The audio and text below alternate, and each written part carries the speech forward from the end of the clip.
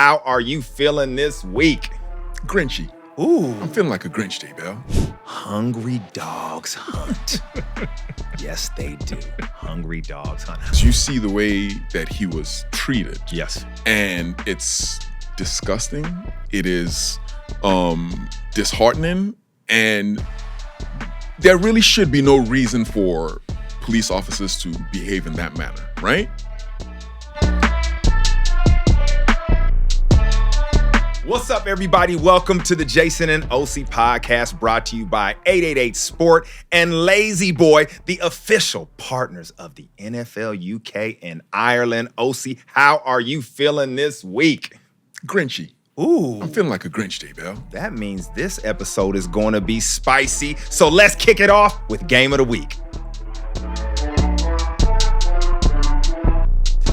Here's our Game of the Week, brought to you by Lazy Boy. Osi, let's go. Here we go. Houston Texans at the Indianapolis Colts.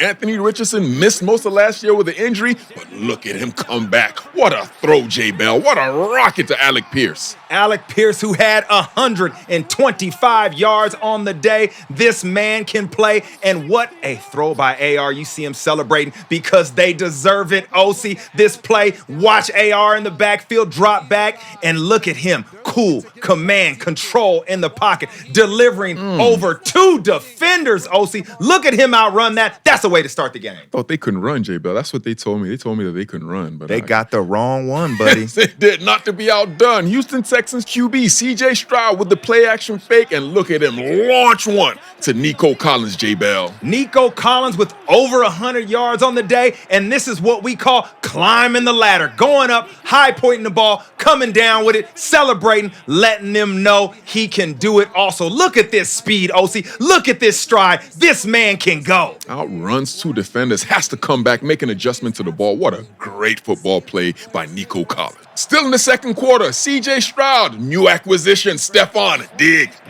Diggs on a slant route, J-Bell. It's amazing the chemistry these two guys have already. He comes through in the red zone where it's tight space. He delivers. Look at this. Look at the timing. Right on the forward shoulder so he can run in the end zone. Touchdown. Fast forward to the fourth quarter, Houston up by 2. They're going to give the ball to Joe Mixon from the Cincinnati Bengals, now with the Houston Texans, and he's just going to run right through them arm tackles, J-Bell. And he deserves to celebrate because this guy averaged over 5 yards a carry throughout the game. He was dominant. This is what they needed. A running back that can see, has vision, has the ability to get in and out of defenders and score a touchdown. Joe Mixon, a great acquisition. Shout out to the offensive line there, man. Making those holes, sealing the edges, making cop blocks. Fantastic by the O-line.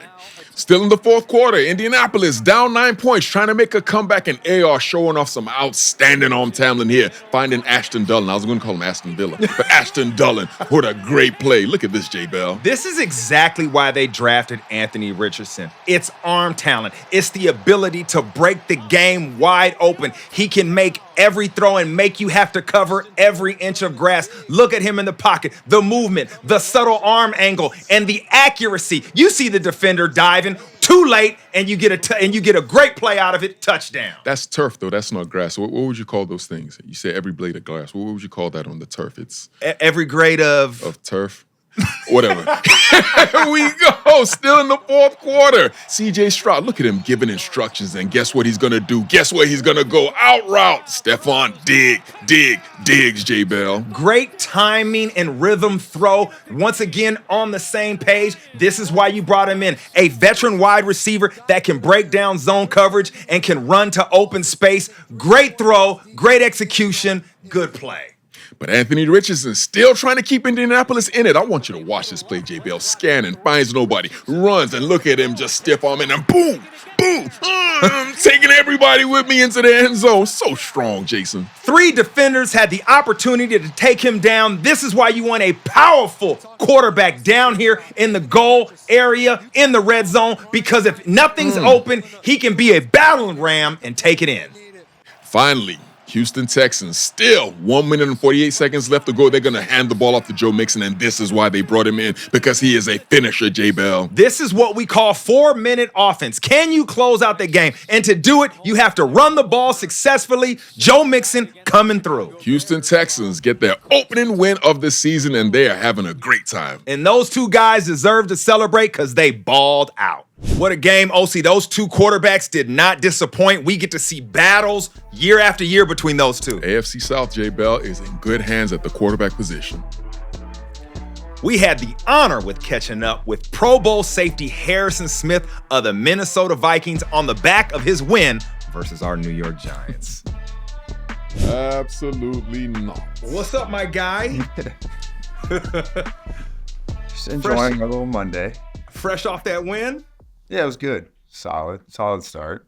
Yeah. I want to say something, man. You know, your 13th year, 6-time Pro Bowler, my man Harrison Smith. He gets his 35th interception on 4th and 8 in the red zone against my Giants, and you ruined somebody's day because he was inducted in the top 100 players for the New York Giants all time, and you wanted to kill his whole afternoon. Harrison, I thought that you and I were cool. You know, we've seen each other a couple of times, but the disrespect, the disloyalty you showed. I'm over there, the top 100 Giants of all time on the football field, thinking we're going to get a win. And you guys came in there, and it wasn't a regular beatdown, an absolute hammering to the New York Giants. Man, why'd you do us like that, bro? What is that? What's that about? It was nothing personal. We were just trying to get win number one, man. I don't know. I mean, I don't know about those uniforms either. Is that what it was? It was the uniforms? I don't know. Might have been. Absolutely, man. So tell us about the game, man. How was it? How did you feel out there? Your first game, 13 years. God, you're a general now. You're not even there's levels to it, man. You're an official general on the football field, Harrison. Yeah, even though I've played a lot of games and had a lot of game ones, it's still like that first series you go out there and you're like, oh, it's real now. Like, especially like I don't really play preseason that much in the past few years. And I was talking to Flo, and he's like, how are you gonna tackle? I was like, I mean, I'm just like, my body's just gonna do it. I don't like. It is what it is. If I can't tackle anymore, then it's time to move on. Yeah. But it's just kind of. I don't want to say it's like riding a bike because that doesn't give it the respect it deserves. But like, you know what to do when you have that many reps. It's just ingrained in me at this point. Is it different emotions? I mean, a long career. Do you feel the same every year at the beginning, or has it changed? Every year is its own. I think playing in this style of defense, like last year was year one in it, and kind of my mental approach to games needed to change for me to function in it, like my role within it, as far as like checking stuff pre-snap. And like we've always done some of those things in every NFL defense, but it's just a lot more in this one. So I try to not get too hyped up, like enough to be fired up and go tackle and run, but still very like cool and aware of everything that's going on. Because if I kind of lose my cool, then things are not going to go smoothly. And so I've just kind of learned that of all the guys, I need to be calm out there. So your first round pick goes down, J.J. McCarthy. Sam Darnold comes in, does an outstanding job. But I don't want to talk about your quarterbacks. I want to talk about our quarterback, the guy who you guys absolutely demolished. Now, there was a guy, I forget, maybe one of your linebackers, and they asked him about the game, and he was just so dismissive, man. What made you guys feel so confident that Daniel Jones wasn't going to go out there and do anything against you? So that was IP, Ivan. And honestly, he wasn't like, if you know IP, like he wasn't even talking about the Giants. He was talking about us. Like he's just that confident in us. So there wasn't. I know it came off that way, but he just meant like he's very confident in what we're doing. I mean, we played Daniel Jones 2 years ago, and he threw for 300 both times, ran for 100, like got a playoff win against us. So he can definitely do it. We did our thing yesterday and it went well for us, but I'm not into attacking guys and going like it's a hard game, man. I've been on both sides of it. Like, it is what it is, and I wish him the best, to be honest. Harry, what are you doing in your free time? I watched you get an MBA and learn how to be a pilot. What are you doing now to entertain yourself outside of the game? Well, since then I've had 2 kids, so hanging out with the wife and the kids takes most of my time. Just running the house. I like to golf quite a bit now, so that's really what I do in my free time outside of the family. Little things here and there too in the off season, but I haven't flown in a few years. It's just, if you're gonna do it, you gotta do it a lot, and I don't have the time for it. But I'm very glad I did it. Like, I learned so much, and I really think it helped me function under pressure and communicate under pressure. And like, I'm not saying I recommend every football player go get their pilot's license, but I think as a safety, like, it actually did kind of help me in my football life as well. Just being able to be, like I was talking about, be cool and be able to function under stress and still be aware of a lot and communicate and do the whole thing, put it all together. 13 seasons at the highest level. Heck of a player. I mean, one of the best safeties that we've seen. How much longer are you going to keep doing this, man? Are you one of those guys who's going to do it until the wheels fall off? Or are you one of those guys who's going to be like, you know what? I'm going to get another year, 2 years in. I still got more left in the tank, but I'm going to stop. Which one are you? I was talking with Gilly about this the other day.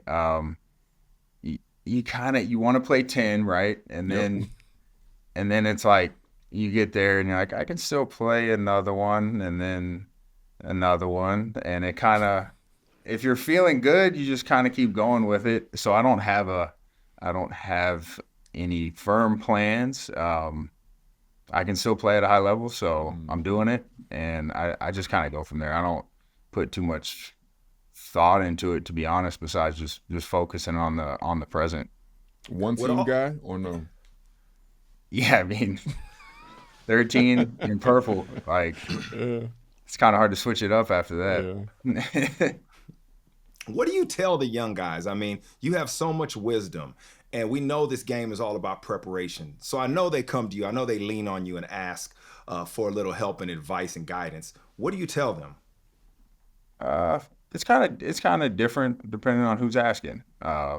Everybody has their own personality and style, and to me, the main thing with young guys is trying to give them tips on preparation and mindset, because you come into the league and everybody's thinking like, oh, I'm going out there and getting a pick six. I'm going out there and it's going to be a highlight reel all day, and that's just not the reality. Even for the guys that are the Hall of Fame, like the Deion Sanders, like all these guys, it's not just a career of highlights. Like, there's a lot of plays in the middle where you're just playing sound ball and doing your thing, and then when the plays come to you, you make them. So just being ready and prepared and learning how to watch film.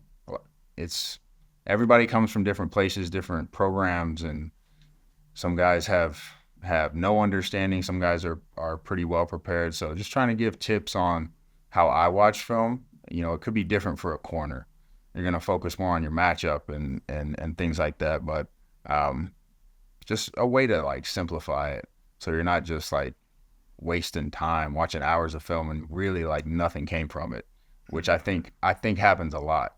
Which, it's good you're putting in the effort, but you can be efficient about it and get, even if it's just a couple things, like it shows up on game day for a couple reps, that's a big deal. Excellent, man. Now you guys are coming out here to London. We can't wait to see you. We're really excited about that. You 100% didn't have to be so disrespectful yesterday. That was that was rude, bro. Did the you 100 greatest Giants of all time on the field, and you guys do that. Like, did you enjoy the day though? Like, it was fun. a little bit. It was cool. Yeah. It was cool. It was a good day. Great day. Thank you. Before we go, you two have something similar about you. I remember, Harry, you talking about your eating habits before a game, right? You don't eat that much. Is that Mhm. correct? Yeah. Osi's the same way. Yeah, couldn't. We're just gonna eat the quarterback. That's it. Yeah. That's our meal. Would you eat a lot the day before? Massive amounts, Yeah, copious amounts of food the day before. Same. Yeah. So 'Cause I the feeling of having food in my stomach, I didn't like it before I played. No. So I didn't do too much of that. Yeah, that's like the hungry dogs hunt type approach. See, that's the wisdom right there. That's what I should have learned. That's why my career wasn't as good as both of you all, man. And Harry, I really appreciate it, man. Great friend, great player. We can't wait to see you when you come out here, and we're getting you back on. Appreciate it, man.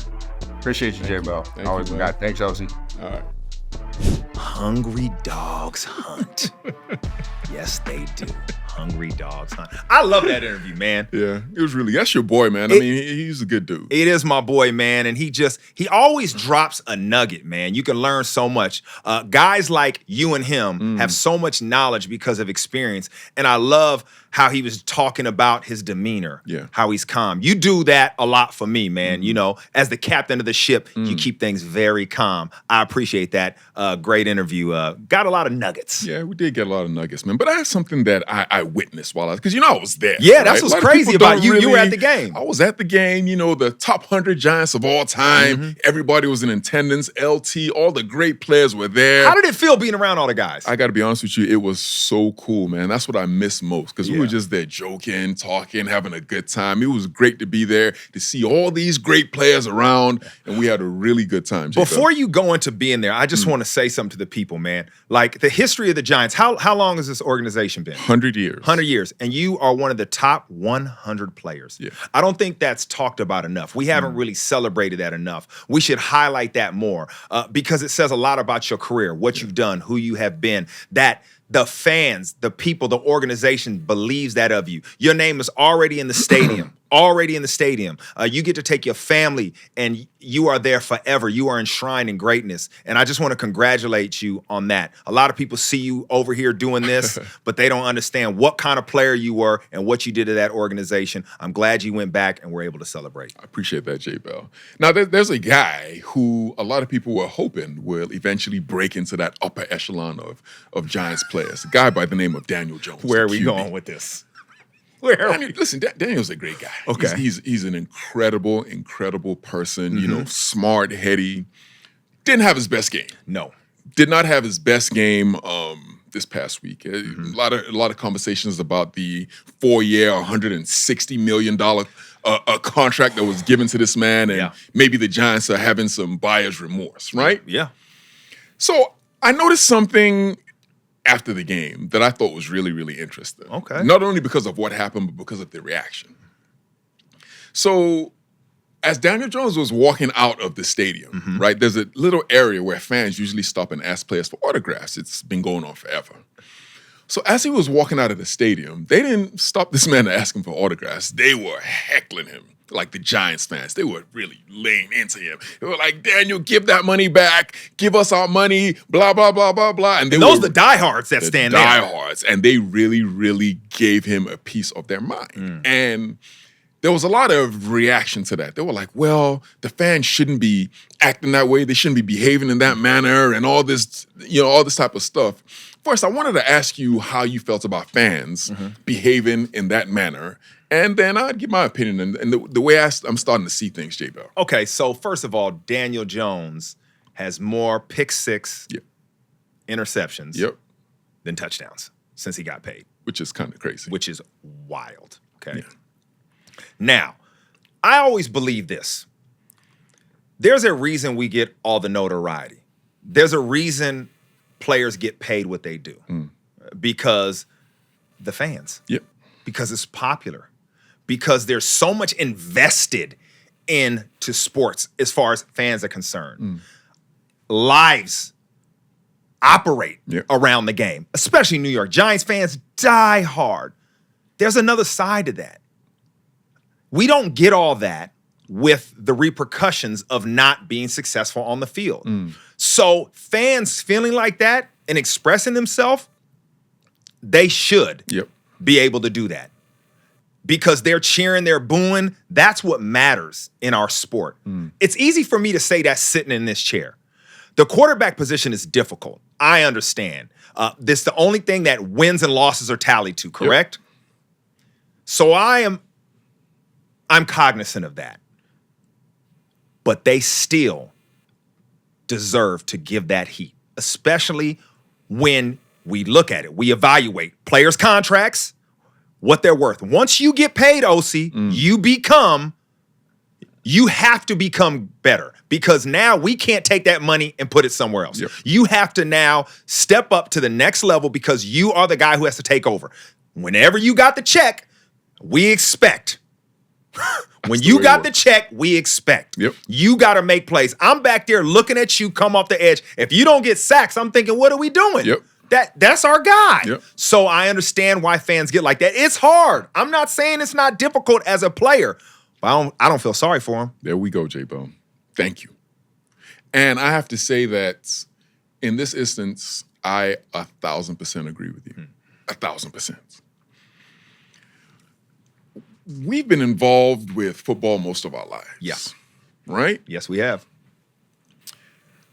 There's a kind of bubble that you get placed in when you're a football player, all right? Mm-hmm. And you sometimes tend to forget the plights of the everyday people.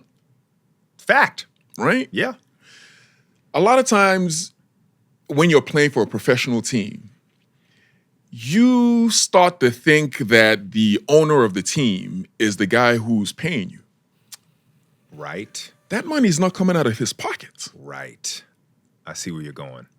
That money is coming out of the fans' pockets. They're your employer. Pretty much. They are realistically who is paying for your salary. And so you don't want them to be passionate. You don't want them to be invested. You don't want them to care. But guess what, Jason? If they don't care, all of this collapses. Everything. Think about when an owner is trying to renegotiate a deal and he goes, well, if I don't sign OC back for a big deal, these fans are going to destroy me. The fear and the repercussion of the response of the fans makes owners do contracts they might not necessarily want to do. There we go. And so we've sat there in meetings, when we didn't play a good game, and we've listened to the coach just berate. I'm talking about go in, and we just sit there. Yes, sir. Yes, sir. Right? Just taking it on the chin. I ain't paying you. You know what I mean? So the fans, when you go out there, especially at a time like that, top 100 Giants, the best players in the organization. That's the embarrassing part. Right there on the field, you have these fans who have the entire offseason have put all their hopes, their dreams, their spare time, they put that into this game. And then you go out there and perform like that? Yes. Yes. Yeah. Let them rain hellfire down on me. Rain that, J-Bell, because ultimately, even though they're going to rain that hellfire down on me, as they should, I'm still going to hop in my Lamborghini. I'm still going to do that. I'm going to hop in my Bentley and, I'm going to go to Tao and I'm going to eat at the finest restaurant. That brief period of time, they have every single right to let me have it, and they did the right thing. No, fans should not just sit by idly as you go out there and perform like that. No, I disagree with that. Yeah, you're right. I'm thinking about watching a play or looking at a movie, right? You go in and you're disappointed by the actors or the cast, you just don't go back, right? Yeah. Or you say, I'm not going to watch a film from this person anymore. These fans are fans of organizations, teams, the NFL as a whole. So they have to look at the players, right? Yep. We are promoting players now. That's what people are doing. They're following players. If you're not performing, the heat is coming. It's just how it is. Yep. So something else happened in the news this week. We always say the NFL storylines always come. And if you haven't seen it, you should check it out. But it's Tyreek Hill and the incident before the game with the Miami Police Department where he was detained and then went out, played the game, balled out, man. Had a great game. 7 receptions for 130 yards, a touchdown. That was shocking. Yeah. I want to know there's so much to dive into on this. So many different ways to approach this and angles. I want to give you the floor first. What do you think? Thoughts, break it down. Let's get into this one. Yeah, it's things like that, I have to say, are not uncommon anymore, right? Like, we've seen this happen in so many different instances. And to say that it is disappointing or upsetting would be an understatement, because you see the way that he was treated. Yes. And it's disgusting. It is disheartening. And there really should be no reason for police officers to behave in that manner, right? Now, all that being said, I think that what we can do is we can continue to look at things from one perspective, which we've seen over and over and over and over and over again. Yes. Or we can look at things from a broader perspective. Okay. And not understand, but try to think through things in a completely different manner, right? So here's what we saw. We can start the condemnation from where they pulled him out of the vehicle and they mishandled and mistreated him. We can start from right there, right? And things look one way. But what if you go a little further before that, right? What if at some point we look at the things that led to that? Okay. Given the situation and given the environment and given the things that we've seen so many times before, there is a way that you have to behave once cops pull you over to avoid a lot of the situations that we saw unfold, right? Is it right? No, but still. Apparently, this man was driving Tyreek Hill, who we know had dinner with, great guy, had a great conversation with him. Great guy. Was driving over 100 miles an hour in a 40, 50 mile per hour zone. Dangerous thing to do. This is what they said. This is what they said. Got pulled over. The guy was trying to get him to wind his window down. He didn't do it. He has this tinted glass, right? We have to take responsibility for those actions. And the one thing that he did say was, what if I wasn't Tyreek Hill? Yep. He said that, right? Being Tyreek Hill also comes with a sense of entitlement. And the reason why I say that is because I have been that player. I have been in that particular situation. I have carried myself in a way, because being a superstar player for a multi-billion-dollar organization, it gives you this warped sense of entitlement, man. And you start to carry yourself in a way that the ordinary person really shouldn't. I'll give you an example.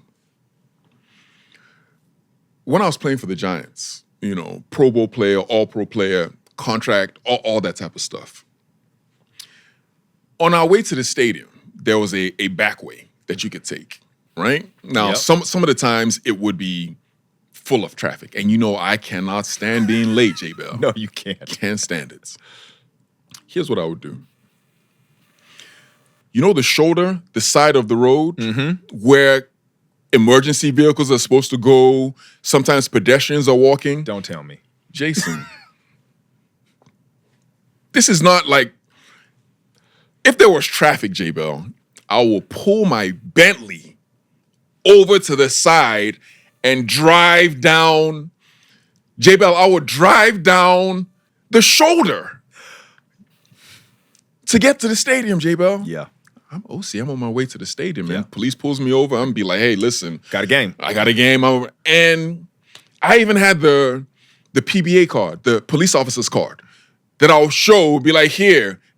And they just let me scot-free. Entitlements. What if somebody was on the side of the road? What if emergency vehicles needed to get by? Right? I wasn't thinking about all of that. And Tyreek, unfortunately, wasn't thinking about the repercussions of his actions when he decided to do all those things. That doesn't excuse the police officers. and the despicable way in which they behaved. But we also have to take personal accountability and not do things that antagonize people that are already antagonized, J. Bell. Yeah. Because if you're in that situation and it is the wrong person that is abusing their power, now you're subjugated to their behavior. And we know one thing about power. It's not for everyone. Yep. Some people can't handle it. Officers are civil servants. And there comes a sense of control where you're in a situation, it's escalating, you got to be calm. You have a gun on your hip. You got everything in the world to damage or hurt someone. You have to have a sense of control, a sense of calm. That did not take place. Yeah. And that's why they are going to be held accountable. Because you have to stop this behavior from happening again. However we got there, you make very good, strong points. You can't have people in power that behave like that.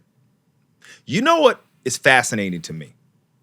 All this happened, and sad to say, used to seeing stuff like that occur. You go out there and you put on the performance that Tyreek Hill had. And the first thing I thought was, you painted a great picture of driving to a game. We've all done that. We've all had different emotions trying to get to a game, what we're thinking about. You're locked in. Something throws that off. It messes you up. Yeah. The traffic. I got to get there, Yeah. you know? Imagine you're pulling up to the stadium, first game, and all you're hearing is this chatter. Did you hear what happened to Tyreek? Tyreek did it. That moves through the locker room like a virus. Now, all of our preparation, how we got to get ready, it's all thrown off, right? Like everybody, top to bottom. The fact that they went in, handled that, got it together, inked out a tough win, it says a lot about them. Yep. As individuals, the people that were Tyreek and his teammates, other people that were put in handcuffs, Calais Campbell was one of them. Jonnu Smith. Yep. They go out there and they figure out how to now switch and perform. Yeah. There's so many people in life that have to do that, Osi. Something happens in their day that disrupts their flow, that challenges what they have to do. But guess what? All those fans, what did they expect from the Dolphins? Performance. Yep. To your point earlier about Daniel Jones and the fans, they expected Tyreek to do what Tyreek did. He went out there and balled. Yep. That right there that to me is what I love about this game. What happened, that's disturbing, crazy, wild. The fact that they transition into now let's go do this. And then get on the podium and deal with that after? Head coach, wide receiver? I don't think I've seen anything like that. Heavy. That to me is something I look at and I go, you know what? Every year we're trying to chase an identity in the NFL. Starting off like that, I think that gives you a chance as a team. I hear you, man. I agree. 100%. That was really, really something, the way they handled that situation, and good luck to them going forward. Good luck to them going forward, man. I'm always interested in your point of view, OC. You spark a lot of thoughts in the NFL week 1. Everybody's panicking about their team, win or loss. But I like to think about money. Big time money. I like to think about money as far as investing is concerned. And one thing, we were talking about owners before and, why they pay players and all that kind of stuff. You want to see a return on your investment. Yeah. Like, think about it. You pay somebody, you want to see it, you want to see the action. Like the story with you, where they were about to pay you and they wanted to see some action from you, right? So you had to go out and make a play and perform against one of the best tackles in the game, Walter Jones from Seattle when he was balling. So, before the game, Dak Prescott gets his deal done. Ho chalupa. He gets the bag. 4-year, $214 million. 230 guaranteed. And he jogged out with the all whites. He let him know. And when he did that jog, I said, oh, yeah. Yeah, it's about to go down. Him, CeeDee Lamb, both getting paid, going out there, performing like that. What are your thoughts on Dak, CD, Dallas as a whole? First, let's talk about the paycheck. Yeah. The big money. There's a very interesting story about Jerry Jones that I don't think a lot of people know, that I feel like now would be the appropriate time to tell. Give us the story. I don't know if you saw there was a social media guy from the Washington Commanders who got fired. And he was saying like a bunch of... What did he do? He was just saying some nonsense. Talking reckless? He said Jerry Jones doesn't like black players and blah, blah, blah, blah. What? I want to tell a story about Jerry Jones, right? One of my greatest friends is a guy by the name of DeMarcus Ware. Played college together. Rode the bus in high school together. I forgot you guys went to high school together. High school, college. Me and him have been good friends since he was like 13. So DeMarcus is one of the best players in football. Ball, right? Me and DeMarcus also have the same financial advisor, Chris Cole, down in Birmingham. I called Chris Cole once, right? This is a true story. I called Chris Cole, and Chris picks up the phone, and there's like music in the background. I'm like, Chris doesn't party. Yeah, you like. So I'm like, what is this? He's like, yeah, I'm at a party right now. I'm like, you're at a party? He was like, yeah, I'm at a party with DeMarcus. You at a party with DeMarcus? He was like, yeah, that Jerry Jones just made DeMarcus Ware the highest paid defensive player in the league. And after that, he threw him a party to celebrate for taking his money. Jason, at this time, I'm going through a contract dispute. You like they throwing you a party I can't get to. Like what? I'm like, what? I'm on the wrong bus. He made this guy the highest paid player in football and threw him a party. Celebrate. Here you go. Celebrates him giving him this money. I said, God, if anybody says a negative word about Jerry Jones, you and I are going to have a problem. Who does that? Man, that's what I'm saying. Ridiculous. Now, back to the points. Oh, gosh. I'm sweating. So, he makes Dak Prescott the highest paid player in NFL history, and Dak Prescott immediately goes out there with the Dallas Cowboys, CeeDee Lamb, and they perform at that level. Yeah. This is the way it's supposed to work. Yeah. This is the thing that it's supposed to do, J. Bell. It was so impressive because we talked about Cleveland's defense, right? This was what this is what they lean on. And they went out there and they had a dominant performance. They started fast, especially when you think CeeDee Lamb wasn't in camp, but boom, hitting on all cylinders. And that's what you want to see, a return on investment. On the flip side, though, when you look at the Browns, they are getting no return on their investment with Deshaun Watson. I mean, he was sacked 6 times, but back in the day, don't do it. Don't do it. Before Christ. In the Old Testament, Deshaun Watson. I mean, let's be fair. Yeah, let's be fair here, Jay. Back in the day, he had a it factor about his game, right? It seemed like you could lean on. It wasn't looking right. Then there's a play. Yeah. Like, oh my goodness, he made it right. That no longer exists. Something has left his body.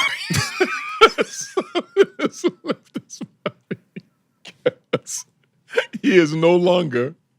J-Bell, he is no. I don't know what this is. We're laughing because it's hilarious. I don't know what this is, Jason. If you're the Cleveland Browns, right, and you give that man a $230 million guarantee, right? If you're basing that contract off of the Deshaun Watson that you saw in the Houston Texans, then of course you do that. Like, of course you do that, because there can be no way in their mind that they can actually put what they're seeing now and what they've seen from this man in high school, college, and his first couple of years in Houston. You can't equate the two. So I don't fault the Cleveland Browns for paying him that amount of money, right?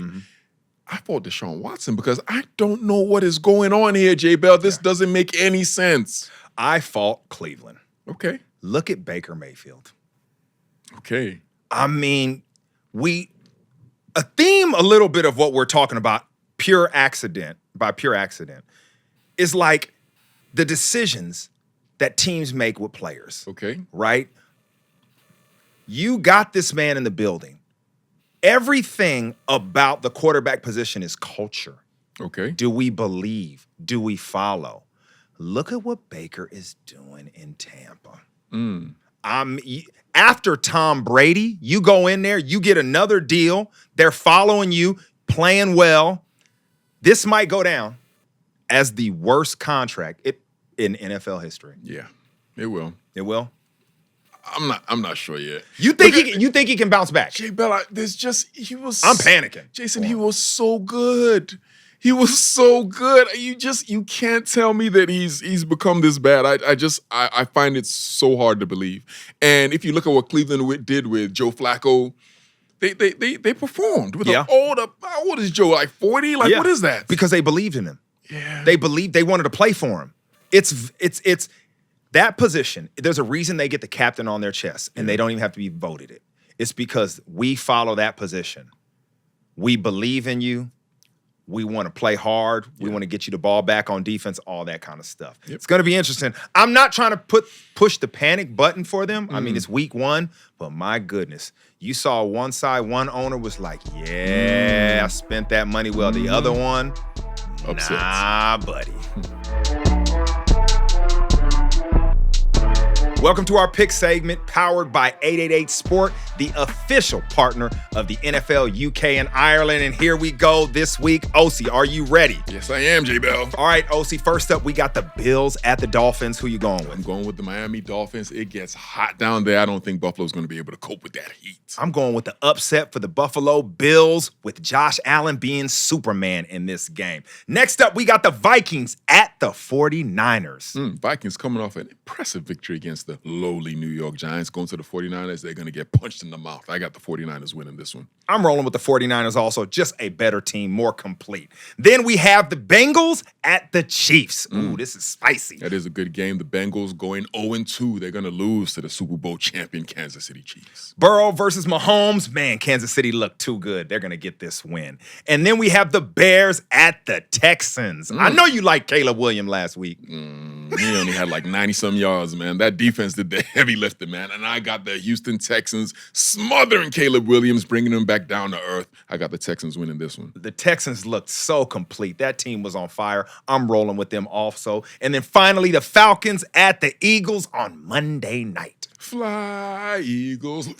But I got the Eagles winning this one, J Bell. I'm going with the Eagles also. And you need to head over to 888 Sport to check out all the odds. And remember, 18 plus and always gamble responsibly. Thank you, everyone, for listening and watching the Jason and Osi podcast. Please subscribe. Check us out on all the social platforms. Love our fans, J Bell. We got to give a special shout out to our fans, man. We love y'all. We appreciate all the love. Till next week.